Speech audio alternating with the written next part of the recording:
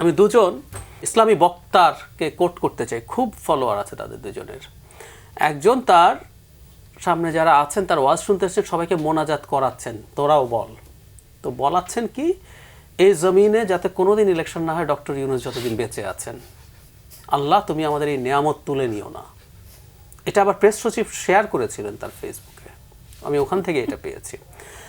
আরেকজন খুবই ফেমাস, ওনারও প্রচুর শ্রোতা আছে, উনি বলছেন ডক্টর ইউনূসকে নবী রাসূলের মতো করে সিলেক্ট করা হয়েছে। আমরা এই ভিডিওটা অনেকে দেখেছি, হয়তো করা হয়েছে, এবং তাকে ক্ষমতা থেকে যেতে বলা হারাম। বুঝতে পারছেন?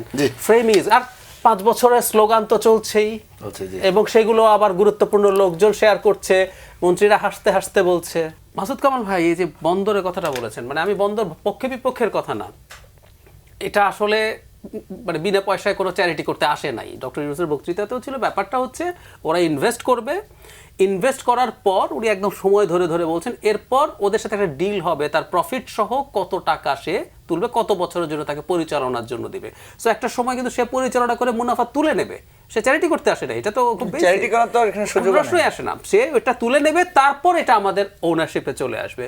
ডক্টর ইউনূস যেটা বলছেন, আমি খরচ করলাম না, সার্ভিসটা বেটার হলো, এগুলোর সাথে আমার একেবারেই দ্বিমত নাই। প্রশ্ন আসলে একটা, ওই যে একটা সিকিউরিটির প্রশ্ন আছে। পোর্ট কিন্তু একটা স্ট্র্যাটেজিক জায়গা, কিন্তু আমাদের বন্দর চালিয়েছে, আমাদের বন্দরে কি হয় এগুলো আসলে আমরা জানি, যাদের এসবের সাথে জড়িত আছে তারা খুব ভালো মতো জানেন। এরা ফার বেটার বন্দর পরিচালনা করবে, এটা নিয়ে আমার কোনো দ্বিধা নাই। আবারও বলছি, সিকিউরিটি প্রশ্ন, আর এরকম একটা সরকারের সিদ্ধান্তটা নেওয়ার দরকার ছিল বলে আমার একেবারেই মনে হয় না। ওই যে কেউ বলেন না যে এই সরকার যে সংস্কারের কথা এত বলে, সেটাতেই তার সম্মুখ গতি, আর সবগুলোতে উনি ঝড়ের গতিতে যাচ্ছেন, তাই না? সংস্কার কমিশন কি করছে? মঞ্জু ভাইরা যাচ্ছেন, নূর যাচ্ছেন। একটা আইন তৈরি করা কিন্তু সোজা না, আপনি আইনটা বানানো সোজা, নিয়ম আছে, আপনি ওয়েবসাইটে দিতে হবে, এটাকে 2 সপ্তাহ না 3 সপ্তাহ যেন রাখতে হয়, জনগণের অপিনিয়ন আছে, তো ওই কাজগুলো শুরু হতে পারতো, তো ওগুলো করছেন না, আপনি ওখানে শামুকের মতো আগাচ্ছেন, এগুলো এসব করছেন। মুভমেন্টের কথা, নির্বাচন নিয়ে আমিও মনে করি, নির্বাচন নিয়ে এখানে আমি একটা পাল্টাপাল্টি দেখতে পাই। এখানে একটু যদি সময় হয় 2 মিনিট একটু কথা বলি। খেয়াল করবেন, সরকার একটা গোষ্ঠীকে হাতে রাখার চেষ্টা করছে। এইবার শাহবাগে আসলে মূলত কারা গেল? ইসলামিস্টরা গেছেন, জামায়াত ইসলামী এবং আদার ইসলামিস্ট প্রচুর, আমাদের সামনে ভিডিও আছে, আমরা জানি। এবং আমরা কি এভাবে বলবো যে এই ইসলামিস্টদের প্রচুর ক্ষেত্রে সরকার লাই দিয়েছে, মাথায় তুলেছে, অন্যায় করার পরও। এদেশে 100টা মাজার ভাঙা হয়েছে, 100টা, কিচ্ছু ব্যবস্থা নেয়নি।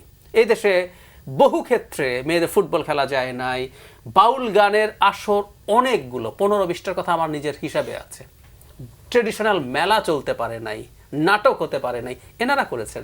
সরকার কখনো কখনো গিয়ে ওটাকে আবার করিয়ে বলছে যে আমরা কিন্তু করিয়ে দিয়েছি, মেয়েরা ফুটবল খেলে ফেলেছে, অসুবিধা নাই, কারো বিরুদ্ধে কোনো ব্যবস্থা না।